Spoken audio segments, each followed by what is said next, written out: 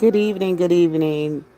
I hope everyone is doing well on this Monday. To God be all the glory for allowing us to see another day we know have never witnessed before.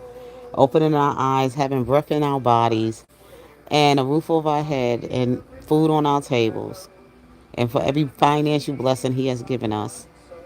So I wanted to just come and talk about something I just came across because I didn't realize that this happened in Houston. That some young people came to the event, and there was a lot of things that went on, but I just want to just stick to the dress code. Okay, the dress code of the event is a family event. It's held every year. They have a Houston rodeo, and they have rides, probably some bazaars, like things like games and fun for the children and families, and a whole lot of other entertainment that happens at these rodeos. They probably even have some country singers that are out there. They have gospel singers that's probably attending these events as well to pull souls to Christ. So it was a big thing when some black young people from ages probably 20s, might even in their 30s, came to this event, and they came over sexualized in their dressing, with shorts on with cheeks hanging out, and shirts where too much cleavage was showing, tattoos, and all that flesh just in the face of people's children, people grandparents, and also adults who were there as couples with their families or whatever. There's a time and a place for everything. And it's always when black people, and I'm black too, okay? And I'm speaking to say that I'm just not like those kind of blacks. We have to learn how to separate ourselves from those who do the right thing to those who go to places and they bring the attention to themselves. And then they want to come out and call racism and discrimination when it's really not what it is. It's that you come into somebody else's culture and you're going to try to change the identity of the culture. The culture has to be who it belongs to, okay? It belongs more to white culture because that's who it originally came from. It didn't come from us, it came from white culture. Let's get this together. Through history, this has always been their culture and traditions. So when you come into they rodeos, at least respect it. At least wear something that won't be over sexualized, and then start a whole lot of nonsense around around their culture. You were welcome, but you wasn't welcome to come and try to change it or try to cause trouble around it, whatever it is. I didn't think it was discrimination. I really don't. And I think that I'm glad that somebody has said, look, if you come dressed inappropriately, we just going to turn you back.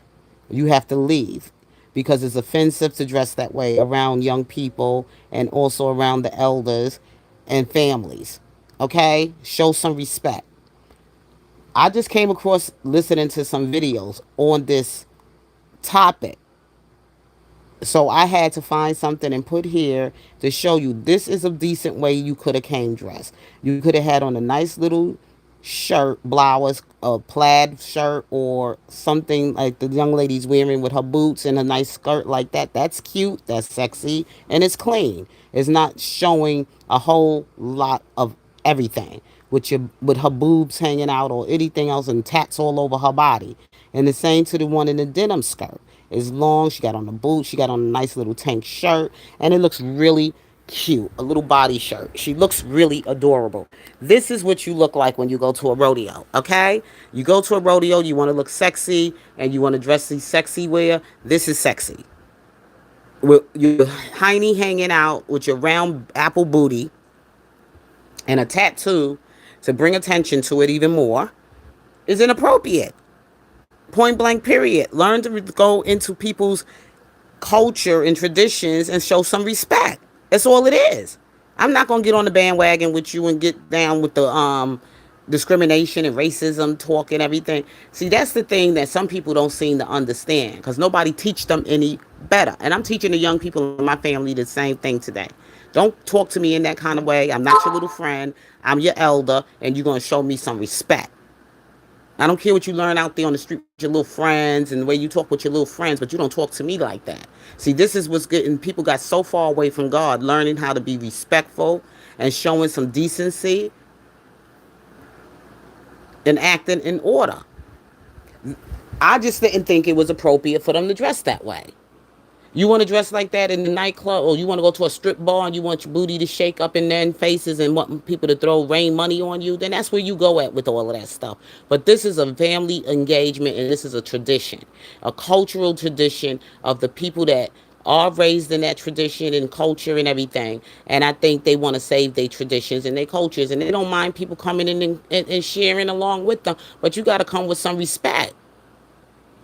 Everything ain't racism. Y'all just a bunch of fools.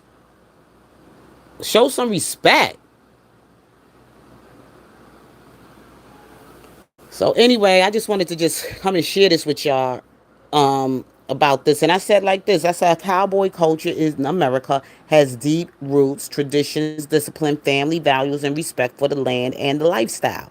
When people from any background step into a culture that has long-standing traditions, there should be a level of respect for how that culture presents itself, especially at family oriented events like rodeos. There is nothing wrong with participating, dressing for the occasion, and enjoying the experience. But there is a difference between honoring a culture and reshaping it into something overly sexualized or out of alignment with the original values. Not everything is about discrimination, sometimes it's about standards setting and understanding the environment you're stepping into. Every culture, including our own as Black Americans, has traditions, boundaries, and expectations around presentations.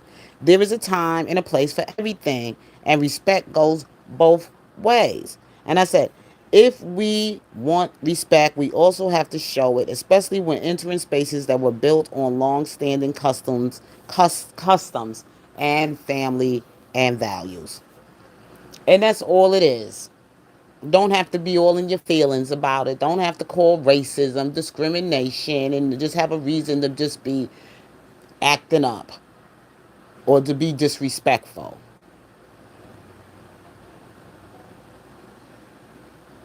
We all can live together here in America as long as we learn how to respect one another in our customs and our traditions.